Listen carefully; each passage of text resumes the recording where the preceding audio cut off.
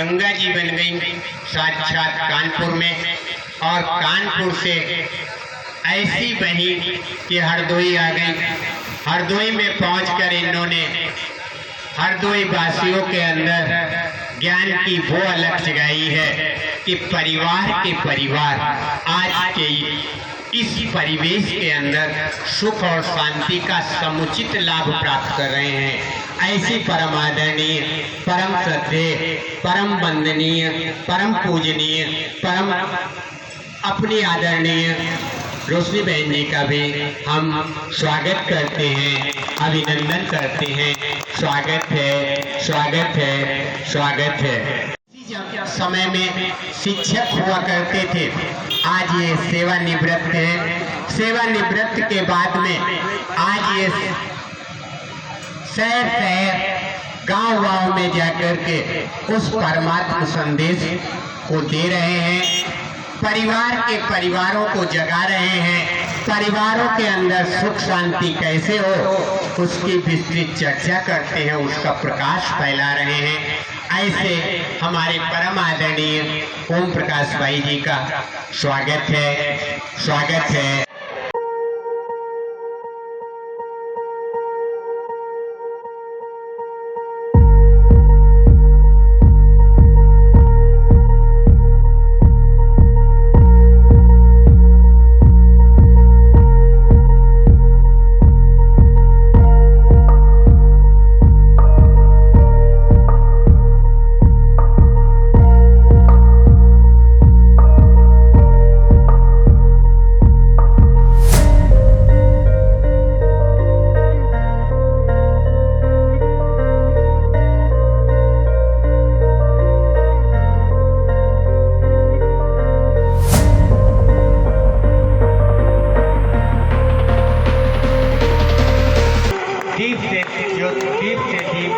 जलती जा रही है।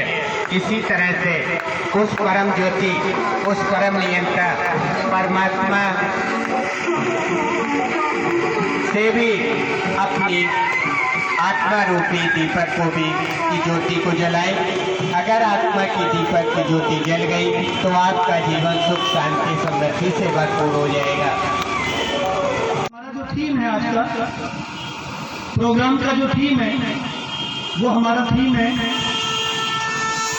आजादी के अमृत महोत्सव से स्वर्णिम भारत की ओर। क्योंकि आप जानते हो कि भारत हमारा सोने की चिड़िया, हम पढ़ते आए हैं कि भारत हमारा सोने की चिड़िया था। बाद में चलते चलते चलते बिगड़ते बिगड़ते जैसे एक छोटा सा बच्चा होता है, वो छोटा सा बच्चा जब छोटा होता है तो कितना प्यारा लगता है, और जब वही बच्चा किशोर अवस्था में आता है, वही बच्चा जब युवावस्था में आता है, वही बच्चा जब प्रौढ़ अवस्था में आता है, और वही बच्चा जब बुढ़ापे में आता है, अंतिम अवस्था में आता है, उसके दांत टूट जाते, आंखों से दिखाई नहीं देता, कानों से सुनाई नहीं देता, और घर वाले कहते हैं बुढ़े की चारपाई कहीं बाहर लगा दो, खांसता बहुत। ऐसा होता नहीं। ये वही बच्चा था जो बाल्यकाल में बहुत सुंदर बालक था, नटखट था, लेकिन 40, 50, 60, 80, 100 साल के बाद वही बच्चा, उसका नाम बच्चा ने उसको कहा बुढ़ा, ये बुढ़ा है। ऐसे हमारा भारत सोने की चिड़िया था। चलते चलते चलते समय बीतते वही भारत सोने की चिड़िया से पीतल तांबा लोहे की चिड़िया बनता बनता पता नहीं कौन सी चिड़िया रह गई, कौन सी चिड़िया रह गई है। देखो प्लास्टिक की चिड़िया, हर चीज प्लास्टिक की है, हर चीज। बर्तन प्लास्टिक के, पहले देखो घरों के अंदर पीतल के बर्तन हुआ करते, बहुत अतिथि देवो भव, घर में अतिथि आता था तो हम क्या करते थे, पीतल के बर्तन में, चांदी के बर्तन में भोजन कराया करते। बुजुर्ग लोग बैठे हैं यहाँ, ऐसी हुआ करता था। और आज मम्मी कहती है, क्या कहती है, घर की गृहिणी कहती है कि जनाब ये जो अतिथि आए इनके बर्तन कौन साफ करेगा, जाओ जाकर के दुकान से वो प्लेटें ले आओ, कौन सी प्लेट है? जिसे डिस्पोजेबल ले आओ, ये खाए और जल्दी जल्दी घर से जाए। इसके पीछे वो प्लेट भी, वो भी पीछे, मेहमान के पीछे। ये हमारी मेहमान नवाजी है। तो हम कैसे कहें कि भारत, लेकिन है जरूर, क्योंकि कोई तो बात है कि मिटती नहीं हस्ती हमारी। कोई तो बात है कि मिटती नहीं हस्ती हमारी। तो चलिए उस महान हस्ती के लिए एक गीत गाते हैं। बहुत सुंदर गीत आपका सुना हुआ फिल्मी गीत है ये। वो धरती जिस धरती पर कौन सब ऋषि मुनि जपते हैं प्रभु नाम की माला।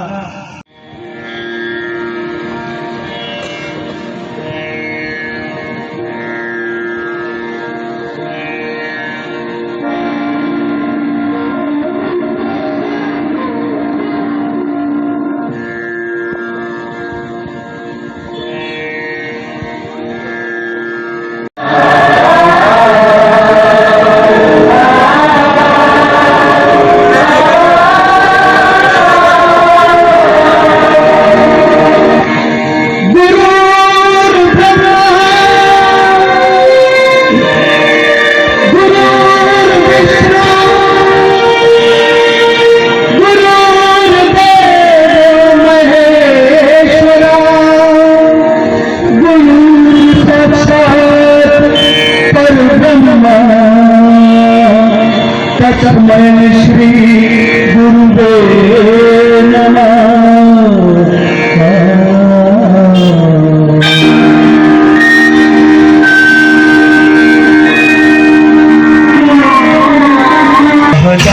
डाल पर सोने की चिड़िया बैठी अब तेरा, तो भारत देश है मेरा, तो भारत देश है मेरा।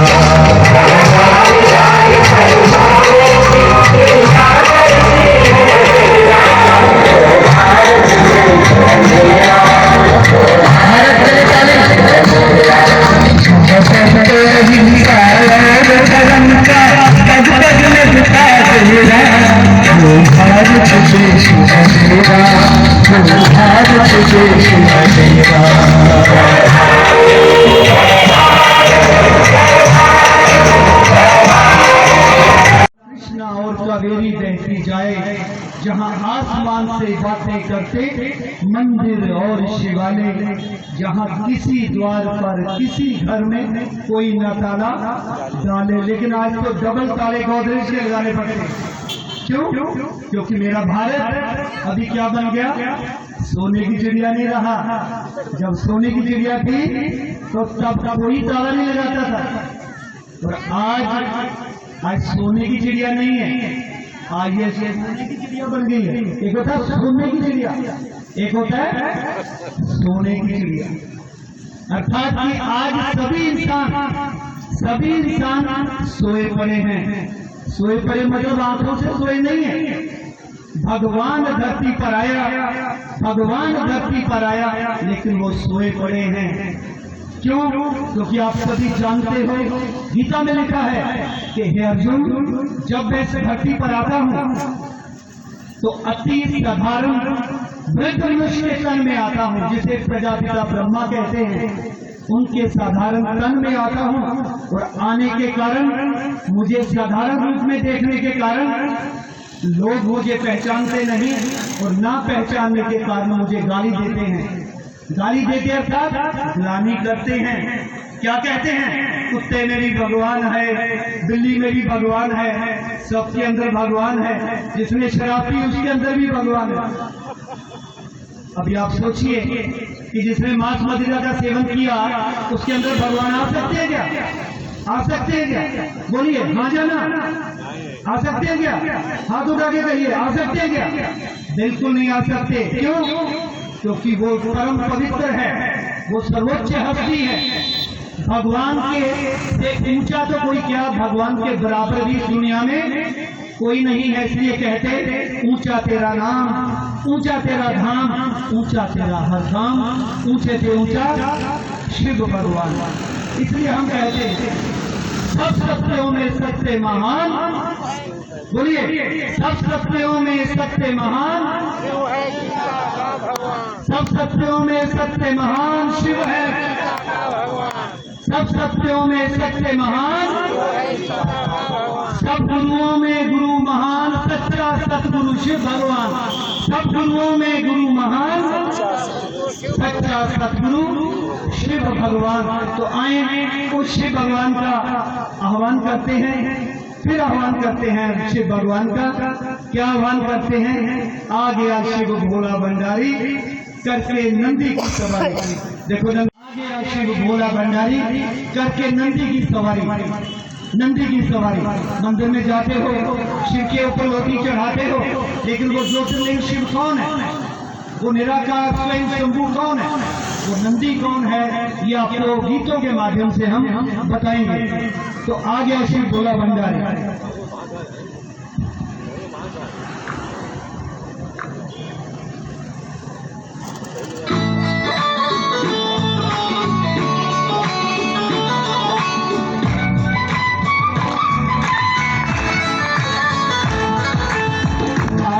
शिव भोला भंडारी करके नंदी ब्रह्मा की सवारी। शिव ने बोले ज्ञान भंडारी लूटे हर आत्मा और दुनिया सारी। आ गया शिव भोला भंडारी करके नंदी ब्रह्मा की सवारी। ताली की आवाज।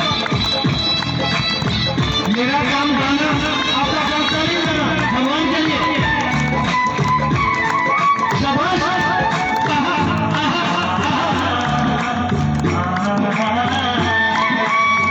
जब शिव ब्रह्मा तन में आया, ज्ञान का डमरू उसने बजाया। आत्मा पार्वती जागी थी, ज्ञान से था उसको सजाया। शक्तियों की वर्षा होने लगी बहुत ही भारी। आ गया शिव भोला भंडारी करके नंदी ब्रह्मा की सवारी।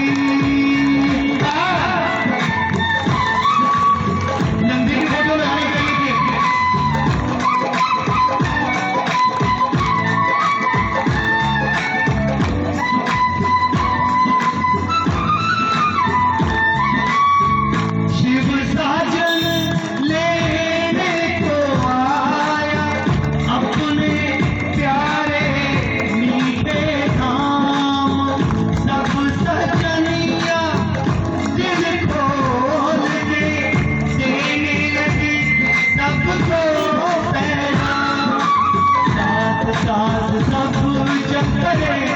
ज्ञानी योगी और पुजारी। आ गया शिव भोला भंडारी करके नंदी ब्रह्मा की सवारी। हाथ ऊपर करके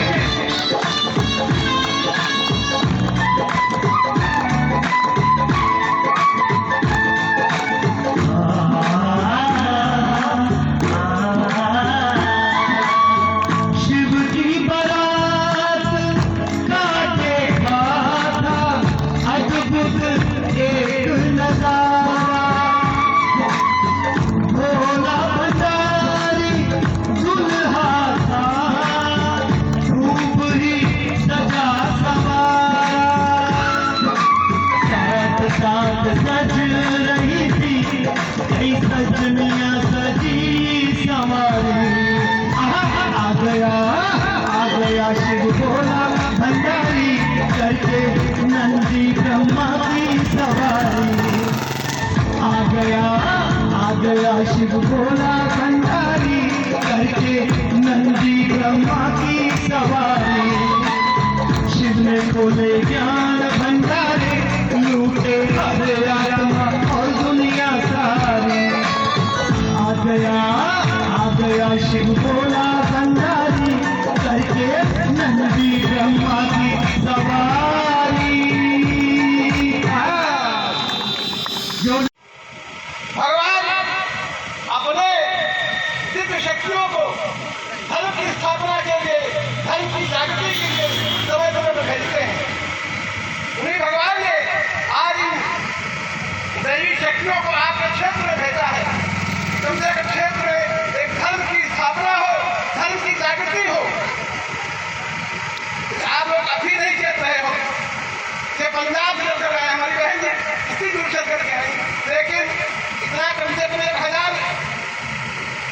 मतदाताओं का गाँव है। ये दुख इस बात का है, हिंदू समाज अभी जागृत नहीं हुआ। धर्म के यदि आज भी मिलने होता, यहाँ बहुत से लोग अच्छे हो जाते। जब यहाँ के हमारे भाई साहब ने कहा कि जो निःशुल्क जहाँ पर मिलती है वहाँ पर आदमी कम जाते हैं, और जहाँ पर खून की चोट पूरी से निकाल नहीं जाती वहाँ पर भीड़ ज्यादा हो जाती है। तो मुझे अभी समस्त क्षेत्रवासियों से संभाल के उम्मीद है कम से कम हमारे बाहर से आए हुए देवी शक्तियाँ आपके यहाँ पर आई हुई हैं, कम से कम इनके प्रोफेसरों से, इनके उससे भगवान ने उनको भेजा है कि हमारे अंदर धर्म की जागृति के लिए, अपने उसके लिए कि अभी जाओ और अपने धर्म का अनुसरण करो। ओम शांति, ओम शांति, ओम शांति। आज इस शाहबादपुर में एक बहुत ही सुंदर प्रोग्राम का आयोजन हो रहा है। इस प्रोग्राम में आप सब जो भी शामिल हुए हैं, आप सबको शायद इस बात का अनुभव ही नहीं होगा कि आखिर में हमें क्या मिलने वाला था, हम क्या प्राप्ति के लिए आए, कौन हमारे पास आया है। क्योंकि हम जहाँ भी प्रोग्राम करते हैं वहाँ पर हजारों की भीड़ होती है और सभी ऐसे ही पहुँच जाते हैं। आप सब भाई बहनों जो दूर दूर खड़े हैं यहाँ वहाँ, हम चाहेंगे कि वो थोड़ा पास आ जाएं, क्योंकि हम आपसे कुछ बात करना चाहते हैं, कुछ संदेश देना चाहते हैं उस परम पिता का। तो प्रिय भाई बहन जो भी यहाँ वहाँ हैं वो सभी आगे आ जाएं, नीचे बैठें और इस प्रोग्राम का पूरी तरह से लाभ लें, क्योंकि आपको मालूम हो कि ऐसा जो घोर कलयुग समय चल रहा है, कलिकाल का, चारों तरफ दुख और अशांति फैलता जा रहा है। मनुष्य का मन दिनों दिन अशांत होता जा रहा है। आज हमारे पास सब कुछ है लेकिन हमारा मन शांत नहीं है। मन में हमारे बड़ी हलचल है, अशांति है, क्योंकि हमें लगता है कि हर जगह पे जहाँ पर थोड़ा बहुत सूचना मिलती, इन्फॉर्मेशन, वो हम लेने के लिए दौड़ते रहते हैं कि यहाँ कुछ मिल जाएगा, वहाँ कुछ मिल जाएगा, और हम बाहरी रूप से बहुत कुछ इकट्ठा कर भी लिए हैं। लेकिन अगर विचार करें आंतरिक रूप से आज भी हम पूरी तरह से खाली हैं। अंदर ढोल के पोल बन गए हैं। अंदर जो होना चाहिए हमारे अंदर की पावर, वैल्यूज, वो आज हमारे अंदर जैसे कि कहीं ना कहीं लुप्त हो गई। जो गांव ग्राम विकास कहलाया करते थे, जिन गांव में हम कहते थे गोकुल गांव है, गांव में आकर के इतनी खुशी भर जाती थी, इतना प्यार होता था कि लोग बिना बुलाए ही इकट्ठे हो जाते थे। तो वो, और मैं समझती हूँ कि पहले हमारे पास इतना कुछ नहीं था जितना आज हमारे पास है।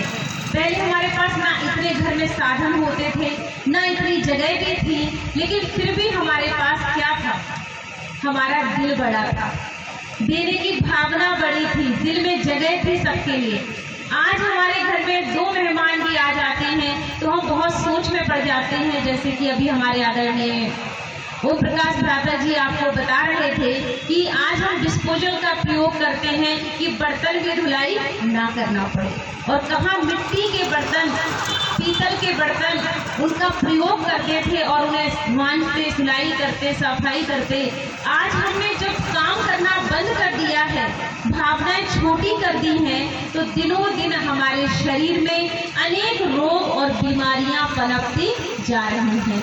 क्योंकि पहले काम करते थे तो काम करने से शरीर, मशीन चलती थी। आप कोई भी मशीन मार्केट से लाइए, अगर उस मशीन का आप प्रयोग नहीं करेंगे, उस मशीन को आप यूज ना करिए, चलाइए नहीं, वो कुछ दिनों में रखे रखे जंग लग जाएगी, खराब हो जाएगी। और अगर आप मशीन को जितना प्रयोग करेंगे, वो मशीन उतना दिनों दिन अच्छे से अच्छा आपको प्राप्ति कराएगी। तो आपकी जो शरीर है वो भी एक मशीन है। इस मशीन को जितना चलाएंगे, जितना हम इसे प्रयोग करेंगे, ये दिनों दिन उतना ही हमें और ज़्यादा प्राप्ति कराती जाएगी और अनेक दुख, बीमारी, रोगों से भी हमें मुक्ति मिलती जाएगी। तो प्रिय भाई और बहनों हमारे, आप सब समझ लीजिए कि जो आज ये संदेश आपको मिल रहा है, ये संदेश कोई साधारण संदेश नहीं है कि हम आप आ गए और हमारे रामनरेश भाई, दयाशंकर भाई, रामफ्लोवन भाई, इन लोगों ने बुला लिया और आपके बीच में पहुंच गए। आपको याद रहे कि यहाँ पर लाने वाला वो परम पिता परमात्मा शिव भोलानाथ। यहाँ पर हम आप ऐसे नहीं आ गए, उस परमात्मा ने भेजा है आपके पास, उस परमात्मा ने आपको कुछ देने के लिए भेजा है। तो प्रिय भाई बहनों, थोड़ा सा आप वक्त मुझे दीजिए तो मैं आपको मैसेज दे दूँ वो जो भगवान ने आपके लिए भेजा हुआ है। सुनना चाहेंगे सभी? हाथ खड़ा करके बता दें जो सुनना चाहते हैं भगवान का संदेश। चलिए अपने लिए ताली बजा लीजिए आप। बहुत अच्छा। भगवान का जो संदेश भैया ने दिया कि भगवान धरा पर आ चुके हैं। कौन आ चुके हैं? भगवान धरा पर आ चुके हैं और वो हमें खुद से मिलाने के लिए, अपने आप से मिलाने के लिए, वो पैगाम देने के लिए भी हमारे बीच में पहुंच चुके हैं। तो वो क्या पैगाम दे रहे हैं? पहला पैगाम है भगवान का, मैं कौन हूँ। हमें पहला परिचय जानने की जरूरत है कि मैं हूँ कौन। क्या मैं ये शरीर हूँ जिस शरीर को मैं देख रही हूँ, ये आंखें, हाथ, पैर, क्या मैं ये हूँ या मैं इससे कुछ और हूँ? तो भगवान आपको ये बता रहे हैं कि वास्तव में आप ये शरीर नहीं हैं, आप इस शरीर को चलाने वाली एक आत्मशक्ति। कौन है आप सब? आत्मशक्ति। क्यों जरूरी है अपने आप को जानना? जब तक आप खुद को नहीं जानेंगे तब तक उस खुदा तक पहुंच नहीं सकते। कहते हैं पत्ता पत्ता सींचने से फूल कभी खिलता नहीं और आत्मा के ज्ञान बिन परमात्मा कभी मिलता नहीं। तो अगर हम खुद को नहीं जानेंगे तो उस खुदा तक हम कभी भी पहुंच नहीं सकते। तो खुद को जानना है, मैं कौन हूँ। तो जरा अपनी आवाज सुनिए और खुद से पूछिए कि मैं ये हड्डी मांस का शरीर हूँ। अगर मैं ये शरीर हूँ तो जरा चिंतन करिएगा कि जब आपके घर से मिट्टी निकलती है, अर्थी निकलती है, तो हाथ, पैर, आंख, नाक, पैर सब कुछ उपस्थित होते हैं, लेकिन कौन ऐसा है जो चला गया? कौन चला गया? रथ है लेकिन रथी नहीं। आखिर में कौन है जो चला गया है? और वो है हमारे अंदर की आत्मा जो कहाँ बैठी है? कहते हैं जहाँ माताएं बहनें बिंदी लगाती हैं और भाई लोग तिलक लगाते हैं, और जब हम मंदिर में जाते हैं तो भगवान के चरण स्पर्श करके हाथ अपना ऊपर सिर पर रखते हैं। ये स्पष्ट होता है कि हमारा जो आत्मा का स्थान है वो ये है। इसीलिए सबका हाथ कहाँ जाता? यहाँ जाता। जब भी हमारा मन अशांत होता, दुखी होता, तो हम कह देते मेरे मन को अशांत मत करो, मेरी आत्मा को दुखी मत करो। हम सिर पे हाथ लेकर जाते हैं, भगवान के स्पर्श करके चरण सिर पे हाथ ले जाते हैं, बड़े बुजुर्गों के चरण स्पर्श करके हाथ सिर पे ले जाते हैं। ये स्पष्ट है कि ये स्थान हमारा कोई साधारण जगह नहीं है। कहते हैं दिमाग में अगर चोट लग जाए, दिमाग फट जाए तो व्यक्ति जिंदा नहीं रह सकता है। अगर शरीर में कहीं भी चोट लग जाए आप जिंदा रह सकते हैं, कहीं भी हाथ कट जाए, पैर कट जाए, आप जिंदा रहेंगे, लेकिन अगर ये मस्तक फट गया तो आप जिंदा नहीं रह सकते। क्यों? क्योंकि यहाँ कौन वास कर रहा है? आत्मा। आत्मशक्ति के वास होने से ही ये पूरा शरीर चल रहा है। अब आप कहेंगे वो आत्मशक्ति है कैसी? अभी जो रात में आप देखिए यहाँ जुगनू और तारे चमक रहे हैं बादलों में, आकाश की ओर देखिए, और जो जुगनू और तारे चमकते हैं उन तारों के मुआफिक ही चमचम करता हुआ वो सितारा, वो आत्मा यहाँ बैठ करके इन आंखों से देख रही है, मुंह से बोल रही है, हाथों से काम कर रही है और कानों से सुन रही है। कौन सुन रहा है? आत्मा। अगर आत्मा ना सुनती, शरीर सुन रहा होता, तो जब व्यक्ति की मिट्टी पड़ी होती है, आप कितना चिल्लाते हो, कितना पकड़ते हो कि भैया कुछ तो बोलो, उठो। क्या वो मिट्टी उठती है? क्या वो हाथ पैर हिलाती है? क्या वो लकड़ियां आप जब उस पर रखते हो वो कहता है कि वजन ज्यादा हो रहा है, बस करो? नहीं कहता, क्योंकि कौन चला गया है? शरीर सब कुछ वैसा का वैसा ही है, लेकिन चला कौन गया है? वो गई है हमारी आत्मा शक्ति। तो आज से ध्यान रखिएगा कि ये जो शरीर चल रहा है, जिसके बल पे हम आज यहाँ बैठे हैं, जिसके बल पे हम इतना अहंकार कर रहे हैं, जिसके लिए 24 घंटे हम काम कर रहे हैं, और वो कौन है? आत्मा। लेकिन ध्यान रखिए कि आप जिस चीज के लिए काम करना चाहिए, आज हम उस चीज के लिए काम नहीं कर रहे हैं। सारा दिन शरीर को सजा रहे हैं, संवार रहे हैं, इसे खिला रहे हैं, बढ़िया बढ़िया क्रीम, पाउडर, जो कुछ ब्यूटी पार्लर में जा सकते हैं, सब बढ़िया से बढ़िया चीजें लगा रहे हैं, लेकिन इसको चमका रहे हैं जिसको आग में जल जाना है, और उसको नहीं चमका रहे हैं जो सदा ही आपका साथ देगी। इसलिए कहते हैं सुंदर। सुंदर माना जो अपने अंदर की सुनेगा, वही व्यक्ति क्या होगा? सुंदर होगा, महान होगा।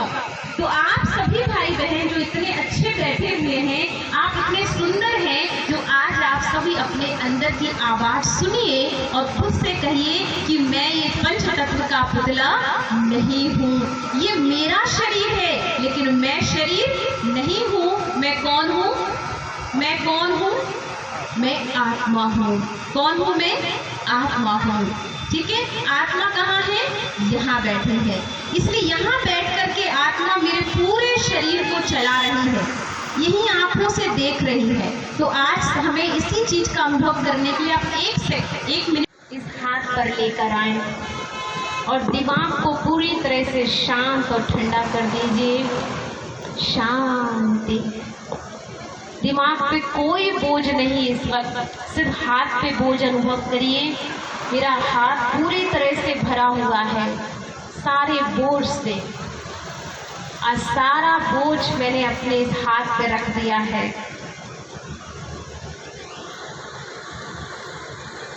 हाथ दर्द तो नहीं हो रहा है? किसी का दर्द हो रहा है ना?